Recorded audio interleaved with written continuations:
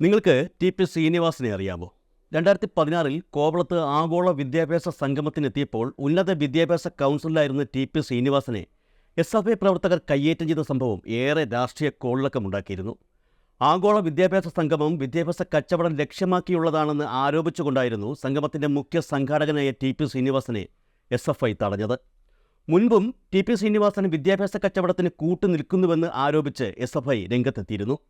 SFI പ്രവർത്തകരുടെ കയ്യേറ്റത്തിന് ഇരയായ TP. Sreenivasan ഒരർത്ഥത്തിൽ അന്നു മുതൽ ഒരു അപ്രഖ്യാപിത കോൺഗ്രസുകാരനായി മാറുകയായിരുന്നു. 2016 മുതൽ കോൺഗ്രസ് വേദികളുടെ സ്ഥിരം സാന്നിധ്യമായിരുന്നു പൊതുവെ നിഷ്പക്ഷനെന്ന് വിശേഷിപ്പിക്കപ്പെട്ട ഈ നയതന്ത്രജ്ഞൻ. ശശി തരൂരിനെ പോലെ പിൽക്കാലത്ത് കോൺഗ്രസ് എം.പിയായി മാറുമെന്ന് കോൺഗ്രസ് പ്രവർത്തകർ കരുതിയിരുന്ന ഇദ്ദേഹം പക്ഷേ പ്രവർത്തകരുടെ ആഗ്രഹത്തിനൊത്ത് ഉയർന്നില്ലെന്ന് പറയുന്നതാകും ശരി. തിരുവനന്തപുരം ബി.ജെ.പി. സ്ഥാനാർത്ഥി രാജീവ് ചന്ദ്രശേഖറിന്റെ തെരഞ്ഞെടുപ്പ് കമ്മിറ്റി ചെയർമാൻ സ്ഥാനം ഏറ്റെടുത്തിരിക്കുകയാണ് കോൺഗ്രസുകാർ കൊണ്ടുനടന്ന സാക്ഷാൽ ടി.പി. ശ്രീനിവാസൻ.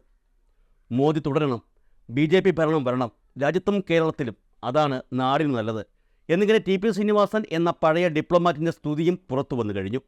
പൊതുവെ ടി.പി. ശ്രീനിവാസനെക്കുറിച്ച് ഒരു ആരോപണമുണ്ട്. വർക്കിംഗ് ക്ലാസ്സിനോട് അപ്പർ ക്ലാസുകൾക്കുള്ള പതിവ് പുച്ഛവും അവജ്ഞയും അഹന്തയും ടി.പി. ശ്രീനിവാസന് സ്ഥായിയാണെന്ന ആരോപണം. ലോക നിരീക്ഷകൻ എന്ന നിലയിൽ ചാനൽ ചർച്ചകളിൽ വന്നിരുന്ന് ചൈനയാണ് ലോകത്തിലെ എല്ലാ കുഴപ്പത്തിനും കാരണമെന്ന് പറയലാണ് പുള്ളിയുടെ മെയിൻ ജോലിയെന്ന വിമർശനവും ഉയർന്നിരുന്നു. എന്നാൽ കോൺഗ്രസിന് ഇനി ഭാവിയില്ലെന്ന് മനസ്സിലായതോടെ പതുക്കെ കളം മാറുകയായിരുന്നു ആൾ. പക്ഷേ ഇതിനിടയിൽ ഒരു തമാശയുണ്ടായി കേട്ടോ. കുറേ നാൾ ഇങ്ങർ പറഞ്ഞിരുന്നത് ശശി തരൂർ വന്നാൽ തിരുവനന്തപുരം സ്വർഗമാകുമെന്നായിരുന്നു. അതേ തരൂരിനെതിരെയാണ് പുള്ളി ഇപ്പോൾ രംഗത്തിറങ്ങിയിരിക്കുന്നത്. ഇനിയിപ്പോൾ തിരുവനന്തപുരം നഗരത്തെ വികസിപ്പിക്കാൻ രാജീവ് ചന്ദ്രശേഖറിനെ ഏൽപ്പിക്കണമെന്നാണ് പുള്ളി നമ്മളോട് പറയുന്നത്. അപ്പോൾ തരൂരോ എന്ന് ചോദിക്കേണ്ട. താൻ ബി.ജെ.പി. മാമോദിസ മുങ്ങിയതുപോലെ തരൂരും എന്നെങ്കിലും മുങ്ങുമായിരിക്കുമെന്ന് അദ്ദേഹം കരുതുന്നുണ്ടാകും. അല്ലെങ്കിലും ഈ വർക്കിംഗ് ക്ലാസും അപ്പർ ക്ലാസും തമ്മിൽ ഒരുപാട് വ്യത്യാസമുണ്ടെന്ന് ആർക്കാണ് അറിയാത്തത്?